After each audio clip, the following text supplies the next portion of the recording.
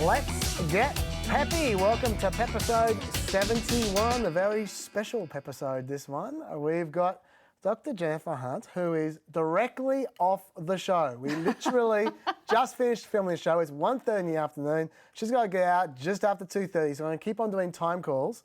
I know that means it's only going to be about an hour, and you guys like it a lot longer than that, but it's better than nothing, which is what you got if she wasn't going to be generous enough with her time. So thank you very much for that.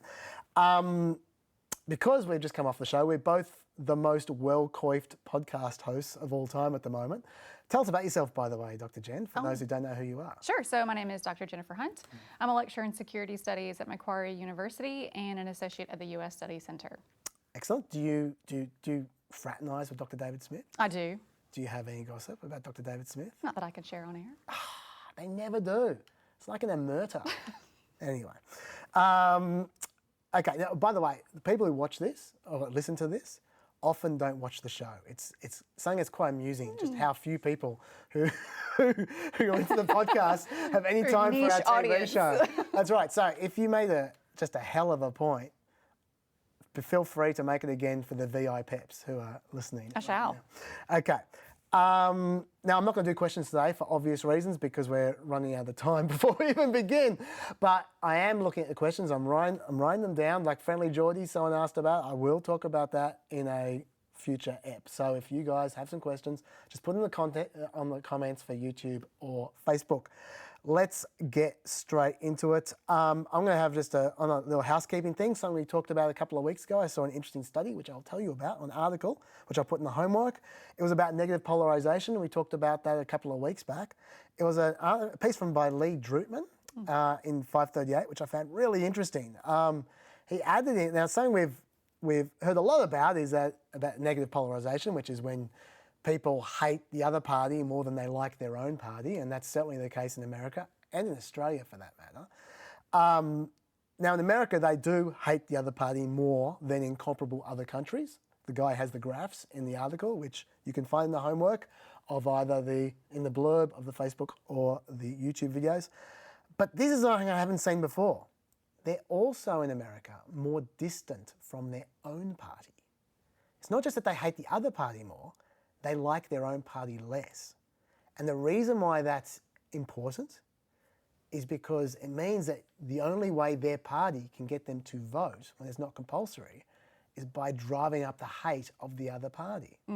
There's no point them, and this rings true when you think about it, there's no point Democrats and Republicans trying to appeal to Democrats and Republicans because they don't like their own, inverted commas, establishment. They just hate the other party so much more.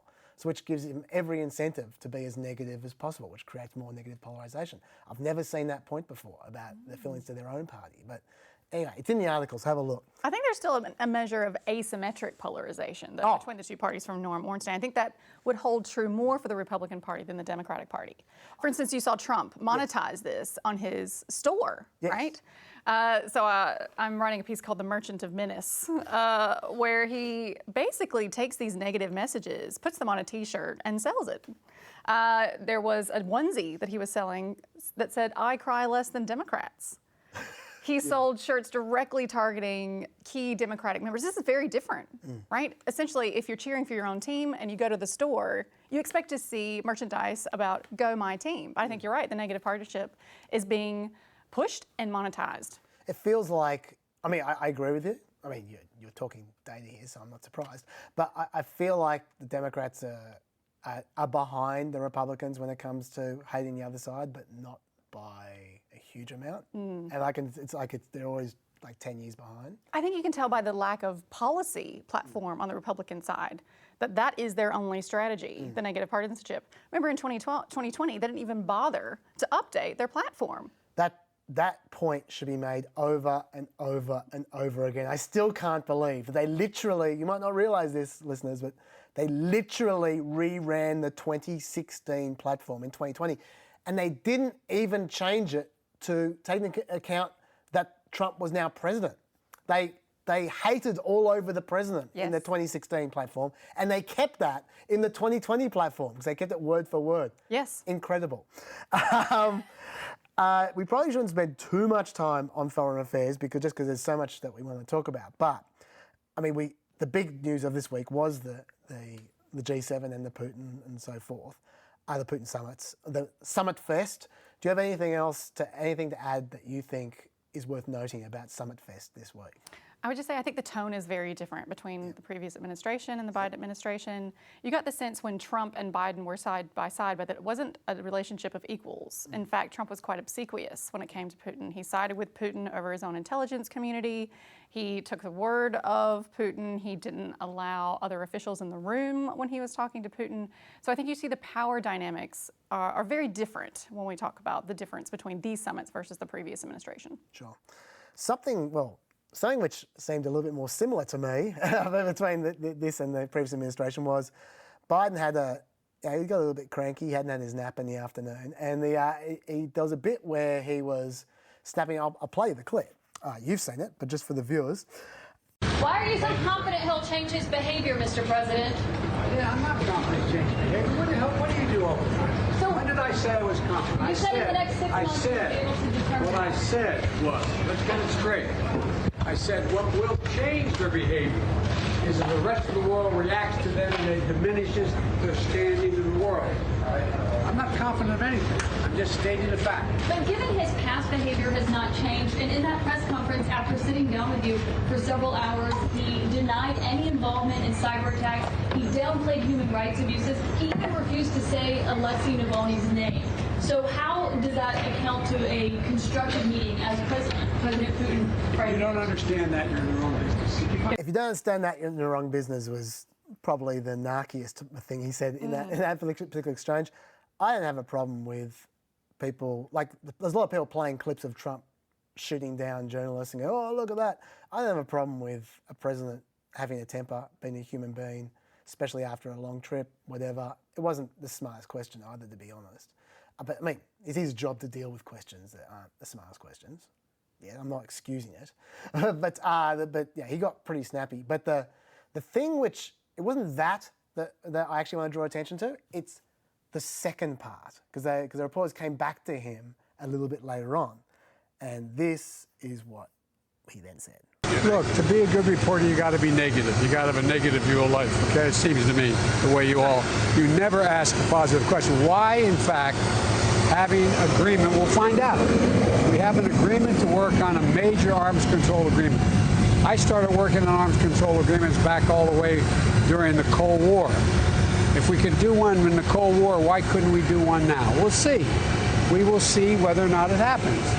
But the thing that always amazed me about the questions, and I apologize for having been short on this before. If you were in my position, would you say, well, I don't think, man, anything's going to happen. It's going to be really rough. I think it's going to really be bad. You guarantee nothing happens. You guarantee nothing happens. Okay, now I play that long because I get sick of clips out of context. And the point he's making, I think, is a fair point. Of course he's not going to come out and go, well, it was all shit. That is fine. But the thing that reminded me a little bit of Trump, there was a few things there, actually. The first of which was he was holding a press conference in front of a roaring plane. I definitely had some flashbacks there. Unrecommended, yeah. Secondly, the leap into everyone's so negative all the time. Everyone's so negative. And then it's particularly ridiculous with Biden. Now, Trump, to be fair, there was a lot of negativity towards Trump, even though he shouldn't have been whinging about it constantly. But Biden, he's got, according to Pew, his first 60 days had 19% negative stories, which is the smallest share in 30 years. So you can't really complain. So it's not like they've been mean and negative to him all the time. And so I just wonder. He just seems to me quite sensitive in these press conferences. He doesn't hold a lot of them, and when he hasn't had this kind of biting the head off people incident before, but he gets a bit stroppy. What are your thoughts? I think he was niggled to be misquoted, and fair enough, we all hate to be misquoted. So that really started it down this path. But perhaps it's the reach of some of the positive stories versus the negative. If you are listening to Fox News and that sort of information ecosystem, of course it's not penetrating through. Is it the fault of this journalist? Absolutely not. Yeah. By the way, if you don't understand that you're in the wrong business, reminded me a little bit of if you don't vote for me, you ain't black. There's just a little bit of there's more of an echo there. I just like he likes that sort of formulation.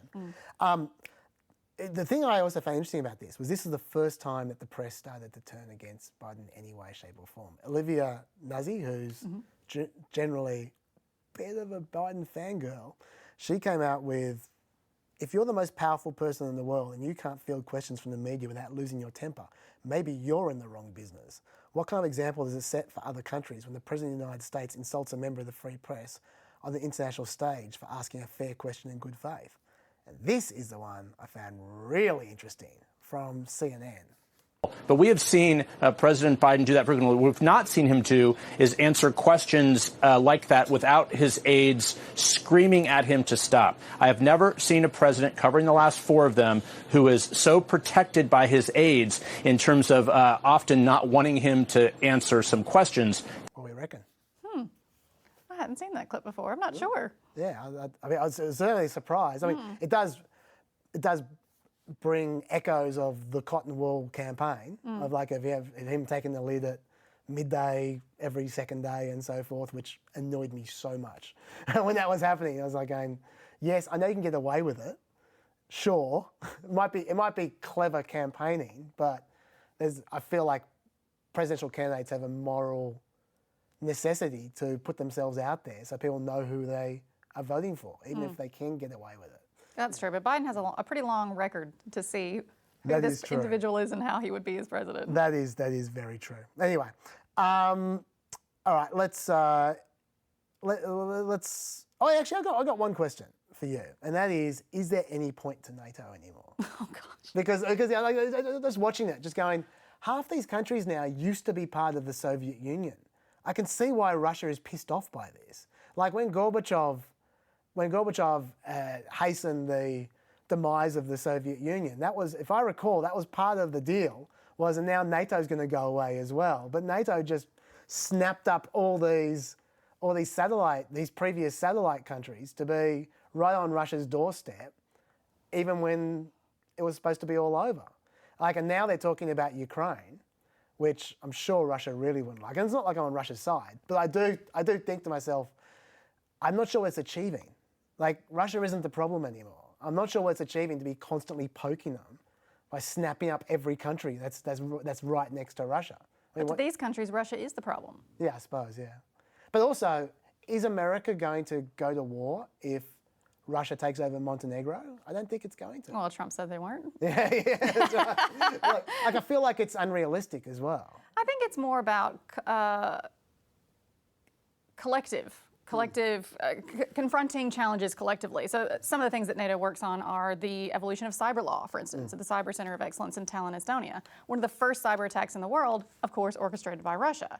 So I think they do still work together as a group. They've got a lot of military heft and a lot of history of collaboration that can be utilized to move forward on different issues. Okay. I just want to talk about Ukraine very quickly. Oh, geez, I'm sorry, I'm just rushing around. I'm just conscious of trying to cram what I can. When we're talking about this kind of stuff, I mentioned Ukraine and NATO, and it's kind of, I was cheating a bit when I talked about Ukraine. Now Ukraine's maybe going to be in NATO because they're not going to be in NATO, not anytime soon. It's like a very, very lengthy process. It was back in 2008, they were offered to join NATO if they went through this extremely lengthy process, and 13 years later they've done basically nothing. So they're not going to be in NATO tomorrow.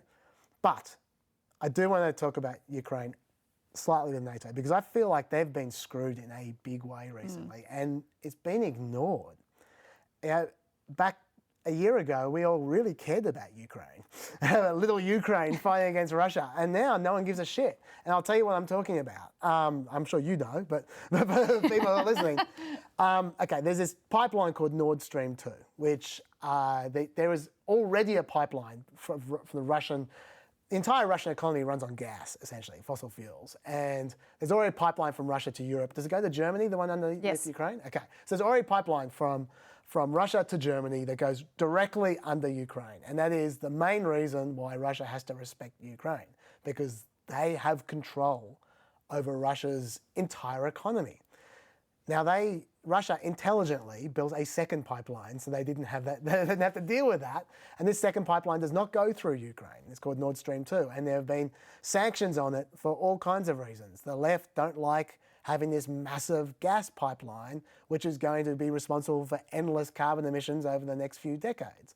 The right don't like the idea of Germany being so dependent on Russia for power. And Ukraine doesn't like them being passed over by that pipeline. So they had these sanctions, but Russia kept on building it anyway. We got to the point where it was like 95% built when Biden took over. And he was forced to make a decision, and we're going to stay with these sanctions, even though it's not stopping them building it. And that what the decision they had to make then was, are we going to stop putting sanctions on Russia and start putting sanctions on Germany for receiving the gas through this pipeline? Because it's not going to get finished if Germany isn't going to take anything. And that's the way you really put an end to it. And Biden made the decision. Anthony Blinken said, yeah, let's do that. At least that's what leaks say. He said, yeah, let's do that. Let's go, let's put the sanctions on Germany. And Biden said, no, we're not going to sacrifice the relationship of Germany for this pipeline. Okay, so that's the background. Now, Ukraine, Zelensky, remember Zelensky? We all love Zelensky. He's a comedian. Everyone loves Zelensky. What a nice guy. He is spitting fire. Let me read some quotes. So this is first to him explaining the situation. We already have a pipeline of our own. As long as this pipeline's functioning, Russia is obliged to talk to Ukraine. It's obliged to talk to Europe at the same table. If they build the Nord Stream 2 pipeline, circumvent Ukraine, it's clear that a time will come when Ukraine will no longer have this leverage. Everybody is fully aware of this. We will not be of use. Then he says, we understand this is a weapon, a real weapon, and I speak openly about it, a weapon in the hands of the Russian Federation. And it's not very understandable, I feel, and definitely not expected, that the bullets to this weapon can possibly be provided by such a great country as the United States, because it's an exemplary civilization, an exemplary democracy in the world. Okay, then, to be honest, we were very surprised that America behaved this way. I truly thought that when it came to Nord Stream 2, the United States remained the last standing outpost. We understand that only the United States is capable of stopping this construction. We had this first conversation with President Biden. It was a phone conversation. I received all the signals. They were direct signals. I was very happy about it. I've always had, I know we've always had bipartisan support in the United States, but I've always said, indeed, all the experts and diplomats have the same understanding. Biden knows Ukraine better than any other previous former president, and therefore he understands all the issues and what's most important, all the security risks. That's why, again, we were very unpleasantly surprised. The feeling of anger, it's over now. I feel this is a different feeling. It's a feeling of disappointment. Oh, that's worse. Yeah, so that's where he's at. Now, to make up for it, Joe Biden invites Zelensky to the White House in July, I think, after he's met Putin. And he now starts talking about potentially them joining NATO, which is not going to happen. How screwed are Ukraine? Oh, well, that started last year, as you mentioned. Of course, with Trump, sort of abusing his power to threaten to withhold military aid from Ukraine unless they manufactured some dirt on what he thought would be opponent, Biden. So I think, gosh, Ukraine has gotten a pretty rough deal over the last year. But I think in line with the NATO summit, the G7, Biden is not willing to squander what little trust there is remaining between America and its allies. And perhaps this was just a bridge too far. Okay. Let's, I'm going to skip past a bit of my Department of Justice stuff. I want to get to the stuff that you're bringing to the table because I'm here all the time. You're the special guest. When are we going to talk about your shirt? Let's talk about it right now. This is a Herman Cain shirt. This is an official Herman Cain shirt, this one, R.I.P. Herman Cain, who died of coronavirus. Well, look, we don't know that he caught it from the Trump rally. The timeline fits. It just seems like he might have caught it from the Trump rally. Right. He could have caught it from the vendor outside the Trump rally, for all we know. He could have, but the important point being that he caught it after he poo-pooed all mitigation efforts to avoid it. That is true. Large gatherings, refused to wear masks. Yep. Cautionary tale, perhaps. Yes, and he's got a bit of an ink blot plan T-shirt, which I like very much. How long have you had this shirt? Well, 2012. So this is an authentic vintage. I don't know if it was authentic, but it was from the internet. You can't buy directly in Australia American American shirts, but you buy people who rip off American shirts. Oh, of course. Well, that works too. So I do have a general policy with my shirts of making sure that the design is a design that was in circulation. Like some people have noticed that I wear shirts from the 20s and T-shirts weren't invented in the 20s, but the designs are from buttons that we used in the 20s. So I do that because John has a cow if it's not historically. So you can thank him. Now we've talked about that. I'm going to skip past a little bit on the Department of Justice stuff, but I know you want to talk about the Department of Justice terror, their new terror plan. So do you want to talk about that? Well, just sort of as an update, as you might recall, on January 6th, there was an insurrection. And the flow on from that, I think, is going to consume the United States for the foreseeable future, whether there's accountability, whether there's transparency, who was involved. And there's been a signal that domestic extremism is going to be taken more seriously under the Biden administration rather than comparatively under the Trump administration. And I think I've got the clip. Sorry. Let's roll. I've got a clip of Merrick Garland telling you exactly how much he's going to take this seriously. In the FBI's view, the top domestic violent extremist threat comes from racially or ethnically motivated violent extremists, specifically those who advocated for the superiority of the white race.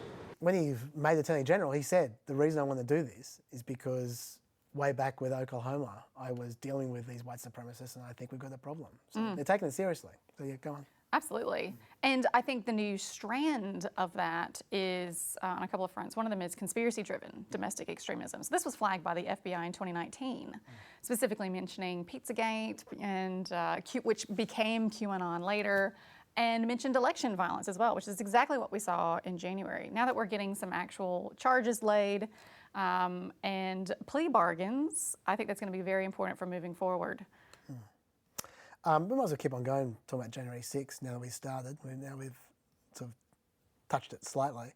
There are a lot of theories, even now, going on about January 6th. There is, actually, I'll talk about polling just briefly before I talk about the theories, which is interesting. This is from Morning Consult. 82% of Republicans and 77% of Democrats believe America's democracy is currently under threat. 29% of Republicans believe it's very or somewhat likely Trump will be restored to the presidency still. That's always funny. This is an interesting one. According to Pew, 17% of people in 16 international countries, like the usual countries, Italy, Australia, all those countries, say American democracy is a good model to follow. 17%. A few years ago, it was 57%. So, which is interesting, just how everyone is down on American democracy now. And by the way, as a little aside, this is something I've said on this podcast a number of times, I'll just keep on saying it, that to me, when people talk about HR1 and all that kind of stuff, I think we've got a real problem, no doubt about that, although I don't think HR1 solves it. But when people hype up the tiniest little details when it comes to voting rights, when they go, oh no, they're changing early voting from 19 days to 17 days. This is Jim Crow. When they do that shit, I think they actually achieve a much bigger negative than the negative that they are trying to stop. Because you know what? The parties know what they're doing. They're going to get their voters out. If it's 17 days rather than 19 days, they'll get their voters out. Maybe a few will miss out. I'm not saying it's great. I'm not cheering on the eradication of open voting. But what I'm saying is the price you pay by constantly going on about this person's trying to destroy democracy, this person's trying to destroy democracy, is that no one has any faith in democracy. They just take it on board. Oh, it's all rigged. It's all rigged. Why bother? It's all rigged. And as soon as you have an election where literally no one trusts the outcome, then you're fucked. Absolutely. Yeah, because it doesn't matter what the situation is with the rules. You're screwed because democracy does not function unless people accept that they lost. Yeah, and it's not just the common citizenry. We had more than 100 representatives vote against certifying the election on the same ballots in which they themselves won office. Yeah. So anyway, that kind of stuff I think is a real alarm bell. The 82% of Republicans, 77% of Democrats won. And each of them would flag the other as the main threat to that democracy. Of course, yeah. Now, as I was saying, there's a lot of theories out there about January 6th. Jonathan Last listed them all. Oh, God. It's pretty good. Number one, there was no insurrection. It was a peaceful protest. Yes. Number two, there was no insurrection. It was a mostly peaceful protest with a couple of well-meaning knuckleheads who were being prosecuted. Number three, there was an insurrection and it was a false flag perpetrated by violent Antifa thugs. 4, there was an insurrection and it was conducted by brave patriots who righteously occupied the people's house and were willing to die to stop the steal. Number 5, law enforcement officers on the scene didn't have any concerns. They opened the doors to Trump supporters and welcomed them. Number 6, law enforcement officers on the scene were violent thugs who martyred Ashley Babbitt. Okay, so they're the 6 major theories, but to add to that list, there's a new theory. Yes. From Tucker Carlson. The FBI Yes. instigated this. They're behind it. The FBI did it. Let's play a bit of a clip and then let's talk about this because it's a lot of fun. Here we go. For example, one of those unindicted co-conspirators is someone government documents identify only as Person 2. According to those documents, Person 2 stayed in the same hotel room as a man called Thomas Caldwell, an insurrectionist, a man alleged to be a member of the group the Oath Keepers. Person 2 also, quote, stormed the barricades at the Capitol on January 6th alongside Thomas Caldwell. The government's indictments further indicate that Caldwell, who, by the way, is a 65-year-old man, is dangerous insurrectionist, was led to believe there would be a, quote, quick reaction force also participating on January 6th. That quick reaction force, Caldwell was told, would be led by someone called Person 3, who had a hotel room and an accomplice with him.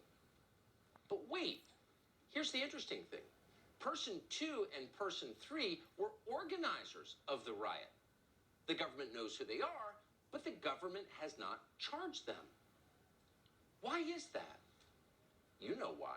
They were almost certainly working for the FBI. So FBI operatives were organizing the attack on the Capitol on January 6th, according to government documents. What do you reckon, Jen? Oh, a few things stand out. I love the insinuation that no one over a certain age can be a violent insurrectionist. Yes. What an ageist. Thinking about, the largest mass shooting in the United States with more than 50 people killed and 800 injured was instituted by someone exactly in that cohort, the Las Vegas shooting. Cool.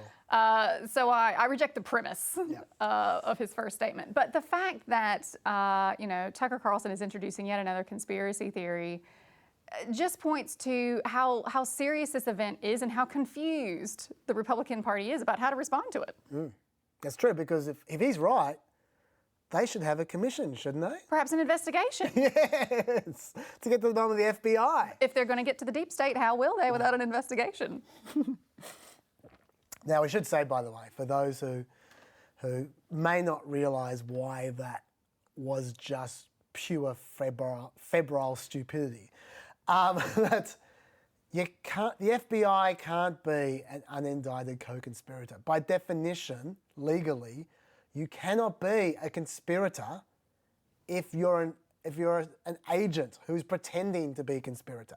It's not like, he was saying conspiratorial things, so he's a co-conspirator. It doesn't work like that. Legally, you're either a conspirator or you're an agent. You can't be both, okay? So you go, okay, well, hang on.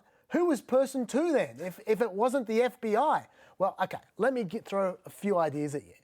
The first one is that there's a lot of reasons why someone might be an unindicted co-conspirator.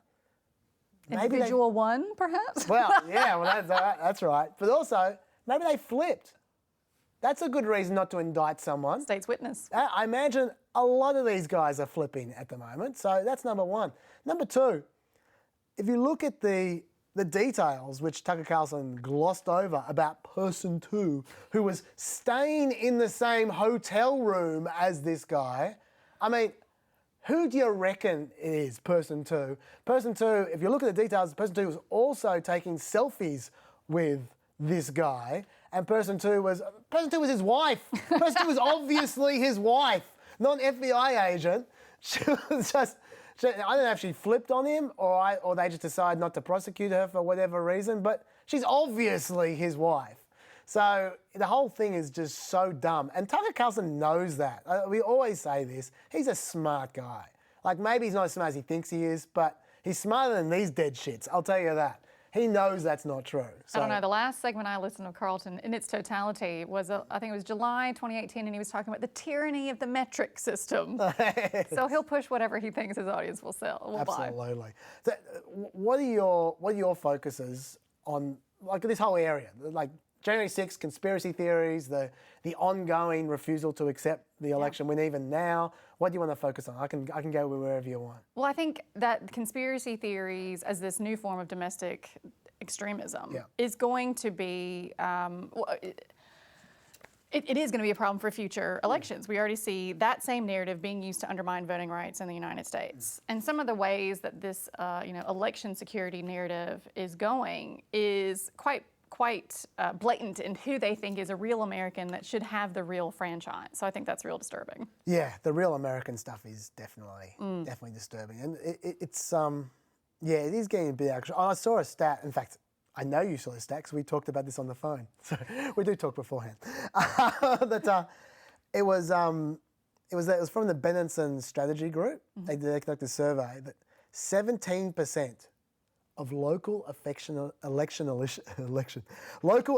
officials in the United States have faced threats because of their job. 17%. By the way, their job is a shitty job. Like, it's often volunteer. Absolutely. And even if it's not volunteer, it's not paid very much. No. And it's terrible conditions. And 17% have faced threats.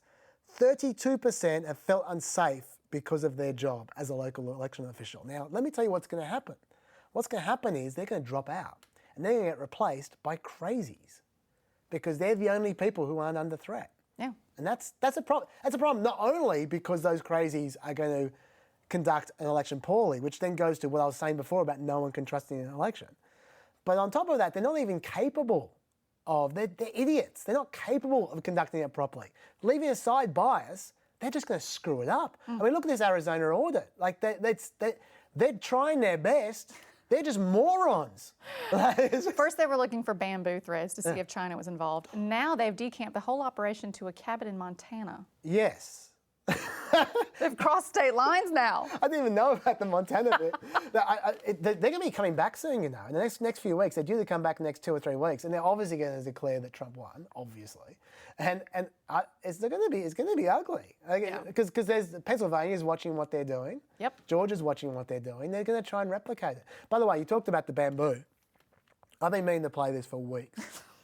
I get told off by people when I play music underneath our podcast. I'm going to try and put it really soft, but then at the end of this podcast, I'll play you the whole song. I'll play it underneath our title so you can enjoy. The guy who came up with the bamboo theory is a guy called Jovian Pulitzer. His name's Pulitzer. It's just beautiful. Anyway, Jovian Pulitzer, he's a real hero. He's a real folk hero for these guys, right? Someone's made a song called Warrior in his honor. It is so funny. And I'm going to play, it's like a Sarah McLachlan number. I'm going to play it you're going to hear it now, but very softly so I don't piss people off. But if you want to hear it properly, hear the words, which are delicious.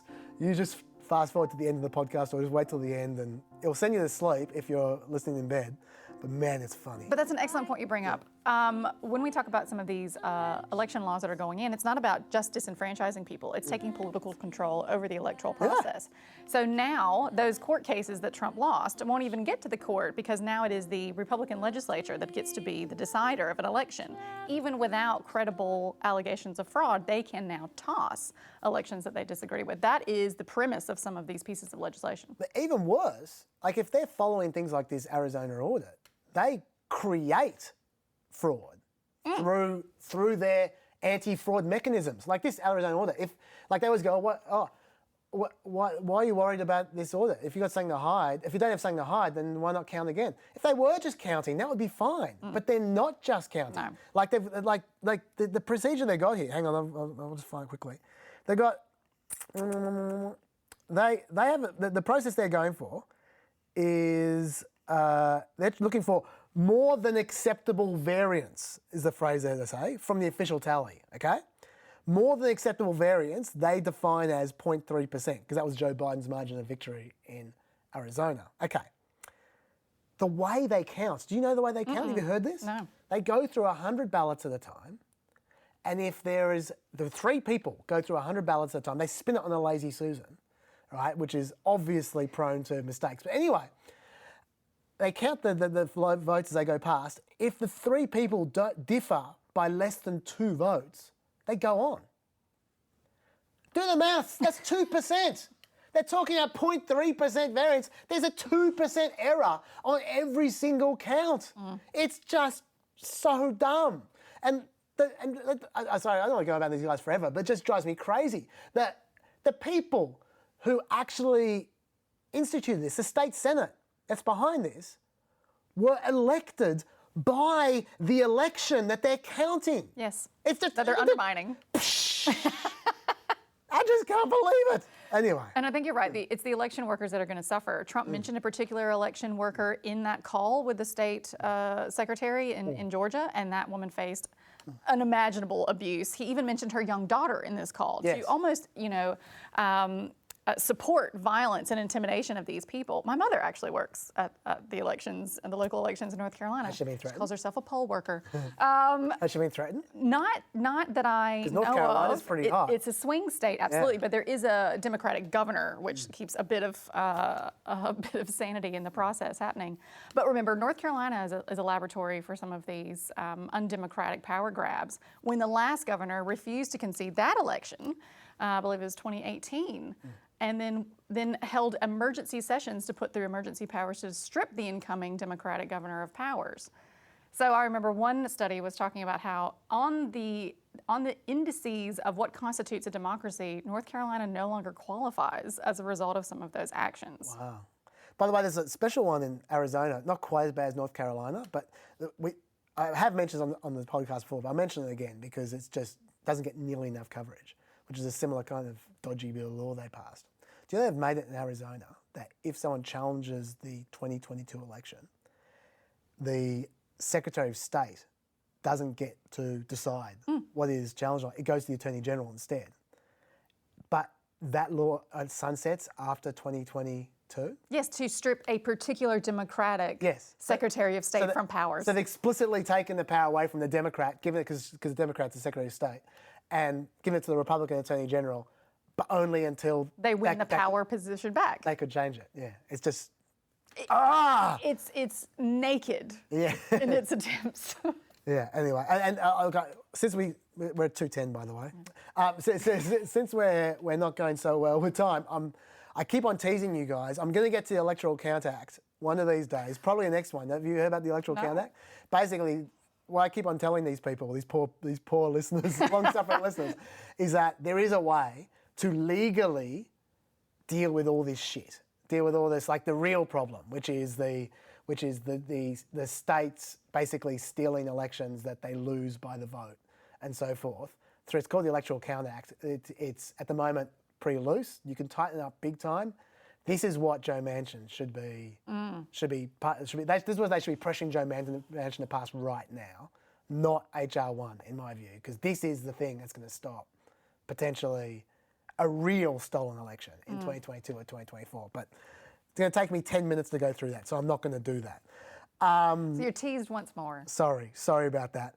Do you have anything else to say about this area before we move on to COVID? Let's go on to COVID. Okay, all right. Let's try to cram it all in. Supreme Court, I keep on pushing back. I've got some great Supreme Court stuff for you guys next week. Okay, let's go COVID. So, just very briefly, first thing is, I'm not going to go through numbers anymore on this podcast with the deaths and cases because Florida don't report anymore. I don't know why they don't report anymore, but it's incredibly annoying. Don't we know why? Well, the thing is, I know what you're saying.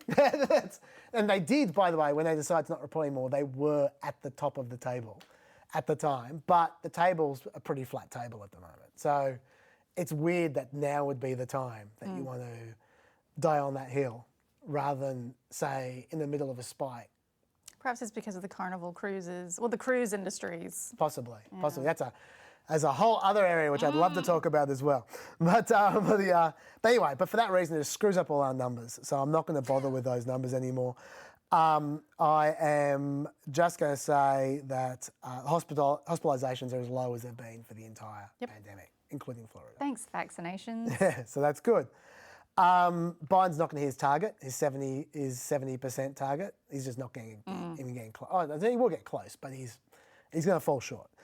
He has this national month of action that he's trying to get things happening. They've got like people door knocking, and you can get vaccinated in a barber shop. I don't know why you'd want to get vaccinated in a barber shop for, but you can. It's a local trusted relationship. Sure, and a beauty salon. I don't trust them enough to stick a needle in me, but apparently, well, a beauty salon, I guess they stick a lot of needles in you.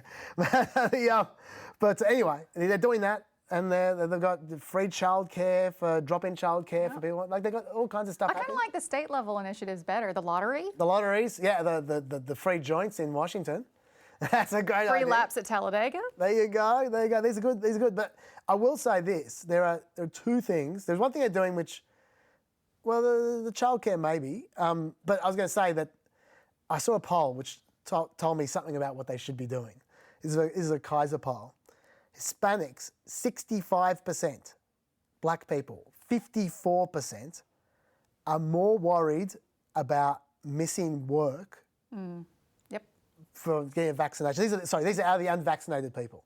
And unvaccinated people, 65 of the Hispanics are worried about missing work. Yeah, to prove that it's not vaccine skepticism. No. It is surely simply circumstances that don't allow them to take the time off without losing their jobs. And black people, 54%. Yep. White people, 41%. Undocumented 73%, uninsured 74%, which makes sense as well. Valid concerns. Yeah, so once again, the thing to do is to have as much vaccination going to workplaces as possible, or try and create some system where they can get days off or something like that. Whatever. That would make I'm thinking a difference. post office, or in case of Australia, I'm thinking Bunnings. Yes, get a snag. Exactly. You're there you're going anyway, people. Well, I'll tell you what. Would actually, I've mentioned this again on the podcast before, but yeah, I'm a dog with a bone. I tell you, actually, it's not funny, but it's true. I tell you what really is going to help, and it's going to happen. It might not happen by Biden's target, but it's going to happen. If they just get approved by the FDA, Moderna, Pfizer, if they get approved by the FDA, I mean really approved, not emergency approval. They've both applied. They're going to get approved, obviously. I think it's coming soon. When they're approved, it'll make all the difference, and I'll tell you why. One word with America: advertising. As soon as it's approved, they can run ad campaigns, and then we go to the towns. And I go, like, that's where you get through to Americans: ads. I've seen so many polls, depressing polls, where they trust ads more than they trust health officials and politicians and whatever. Like, they trust ads a lot. Yeah, listen, they just need to get Dolly Parton out there spruiking the Moderna vaccine. There you go. Well, right now they can't. But as soon as it's approved officially, then they can. Yep. So that I think is going to make the difference myself. But yeah, we'll get there. Just in terms of the two-sided, so the two-paced vaccination drive, we all know about this, but I saw interesting numbers. Alabama and Mississippi would take over a year at their current rates to get to 70% of the adult population having one dose. Over a year to get to that. So they're not going to hit their targets. But that's, and Wyoming, it would take 10 months. There's a New York Times, I'll put a link in for you. There's a New York Times article with lots of stuff. I'll just make a note for myself. It's got every state there, which is interesting.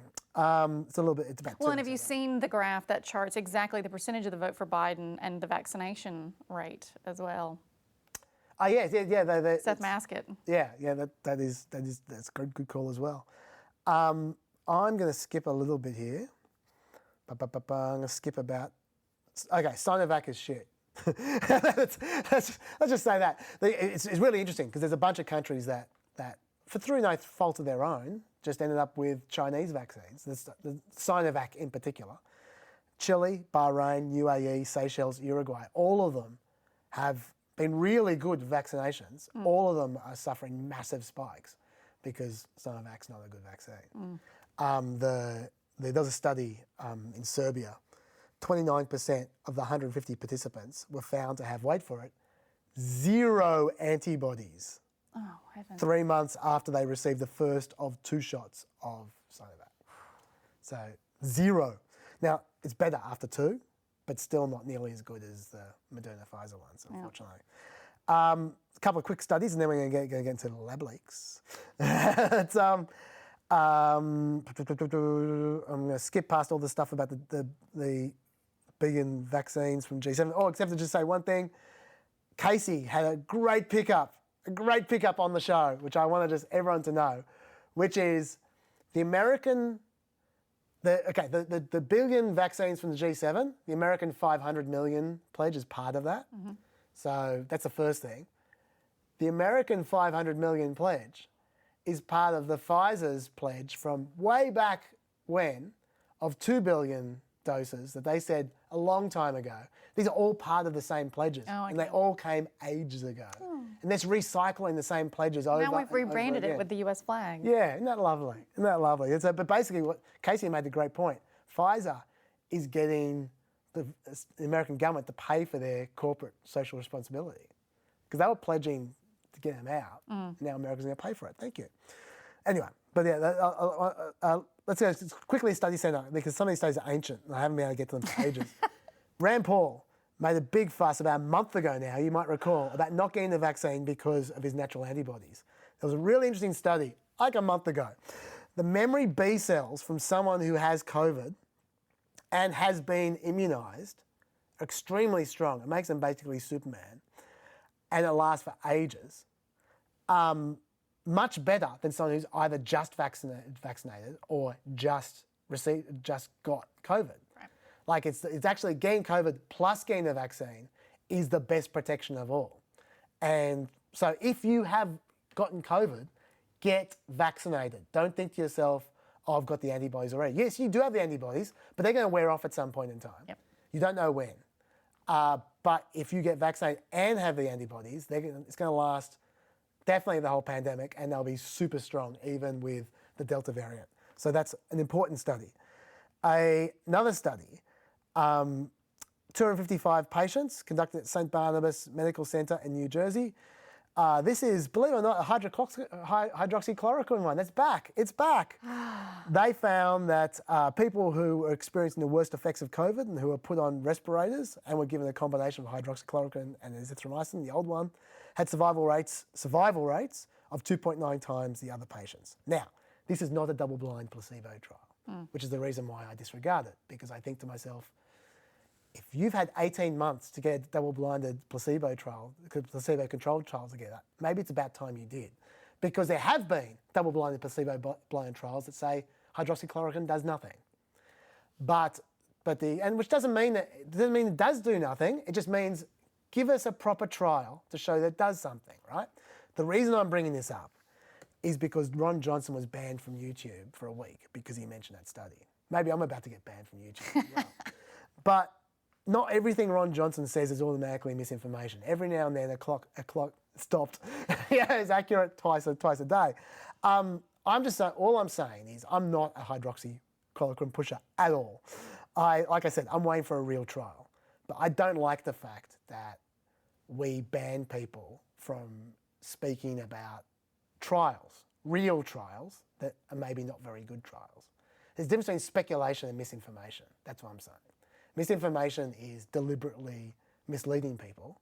Speculation is maybe not great during the pandemic, but in this case, I feel like a bit of humility with COVID would be nice because we've been wrong a lot already. We were wrong about masks. We were wrong about wiping down surfaces. It turns out that airborne is a much bigger issue than it being on surfaces. We were wrong about how long the vaccine would take to arrive. Fauci was saying 18 months until very, very recently. Until the vaccine came. We've been wrong a lot. And I hold no candle for Ron Johnson and his friends, but I worry when YouTube is making the calls about what medical advice we can talk about and what we can't, when people aren't saying stupid shit. When we're not saying Italian satellite shit. What are your thoughts? I tend to think of incidents not in isolation, but as part of a pattern. Yeah. So if an individual has demonstrated that they will recklessly disregard the best medical advice we have at the time, and that's what science is, it's an iterative process, right? Being wrong could be incomplete information that we update later. It's not necessarily a malicious intent. Yeah. So I think that we're right to be quite cautious of people who've been reckless with information on this very topic in the past. Fair enough. Okay, one more study quickly, and then we go lab leaks. New York Times had a really interesting article. Tracked health insurance records of 2 million people in America who contracted COVID over the last year. They found 1 month or more after the infection, 23% of them sought medical treatment for their new conditions. For new conditions, non-COVID conditions. It affected all ages, including kids.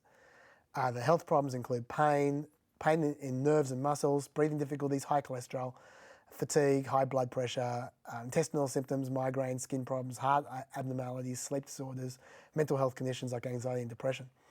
Nearly half of patients who were hospitalised for COVID experienced subsequent medical issues that were separate from COVID. 27% of people who had mild or moderate symptoms these are all hospitalised, right?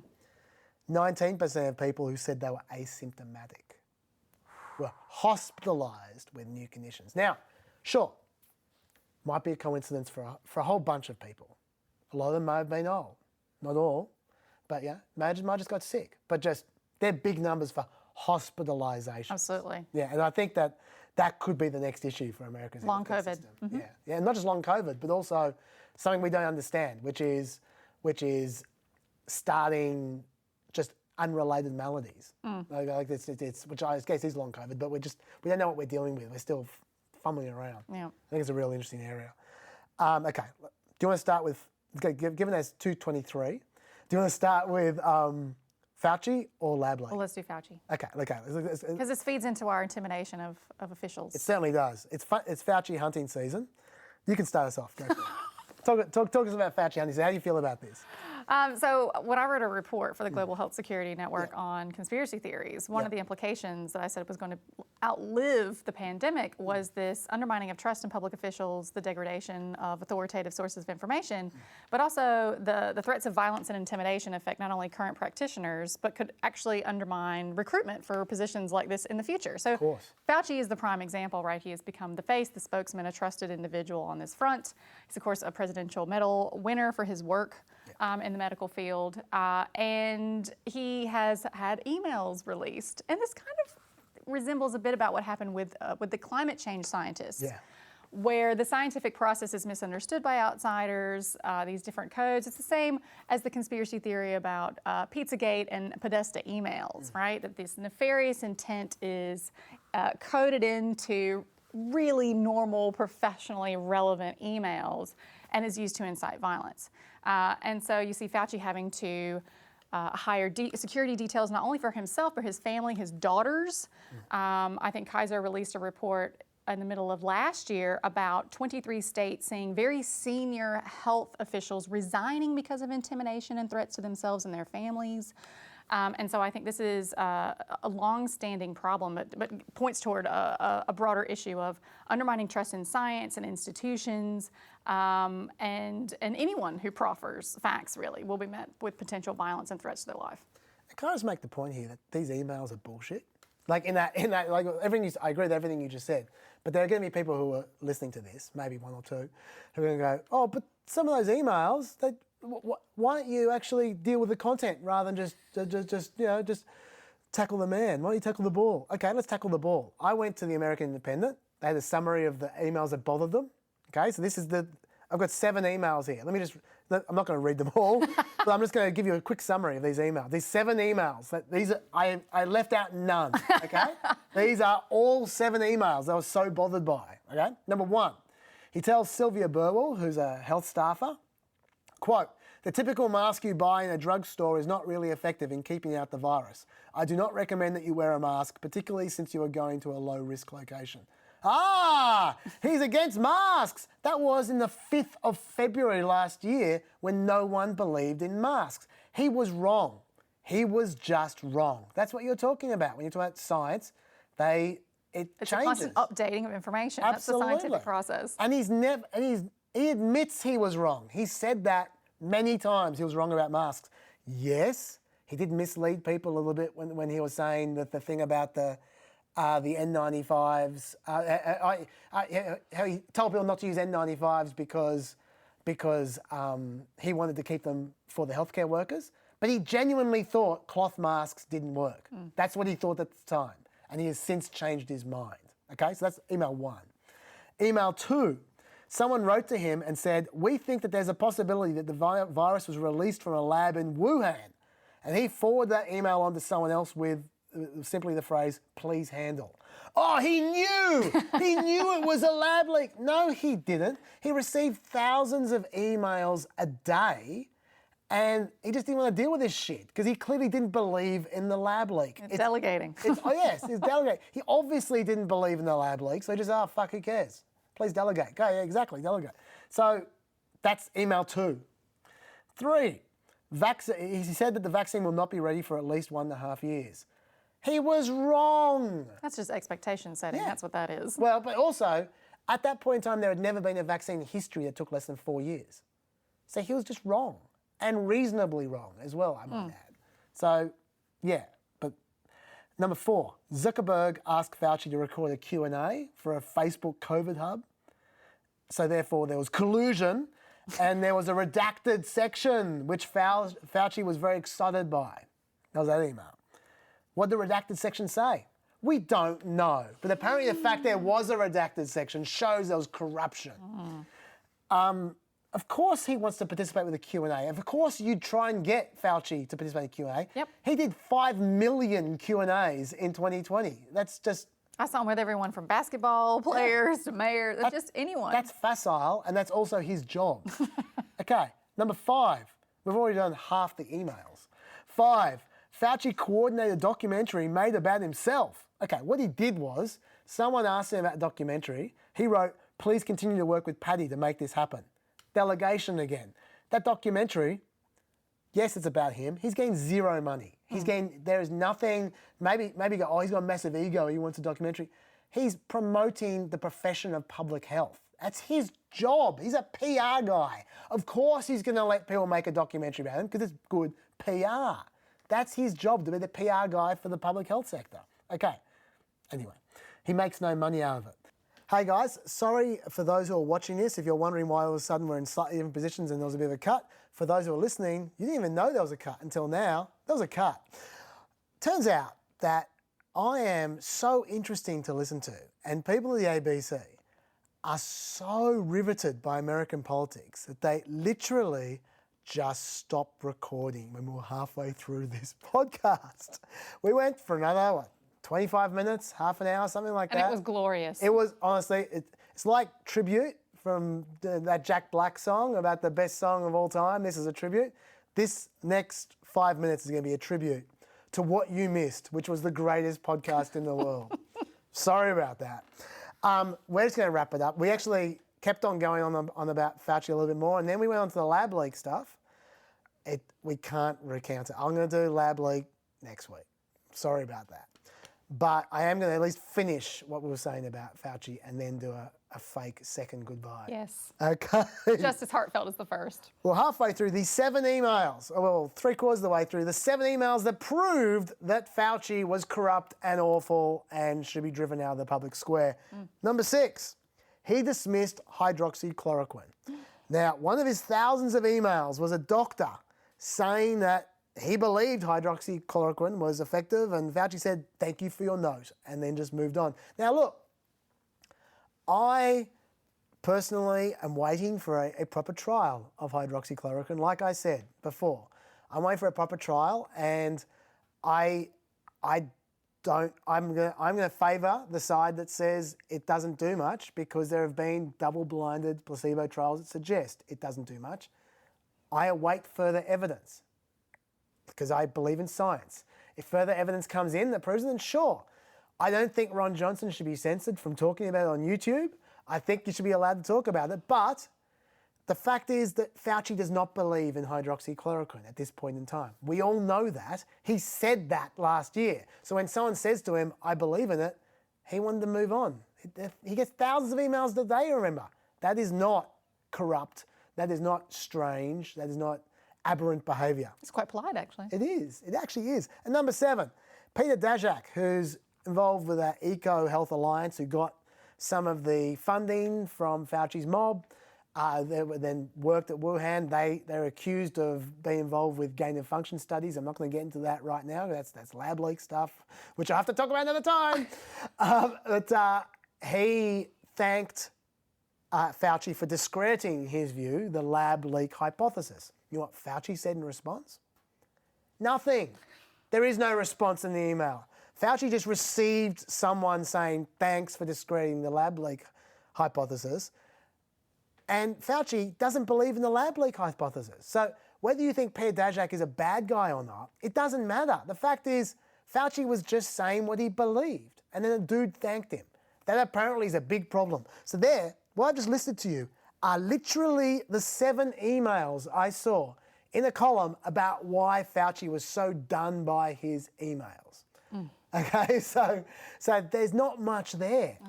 It's a good thing they just didn't go for pizza, right? Then it would be even worse. Just imagine. Oh my God. Okay, look, and I'll tell you the thing that annoys me the most about all this. These emails, not just these emails, but this whole environment has just ruined Fauci.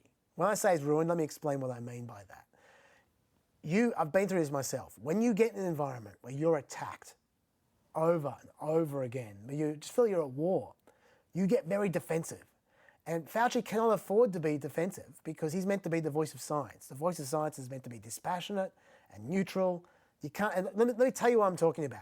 We don't have the time to play this clip, certainly not now, but I will play the clip to you guys. Just look at this clip, you guys now, and then I'll tell Jen what this is. A lot of what you're seeing as attacks on me, quite frankly, are attacks on science.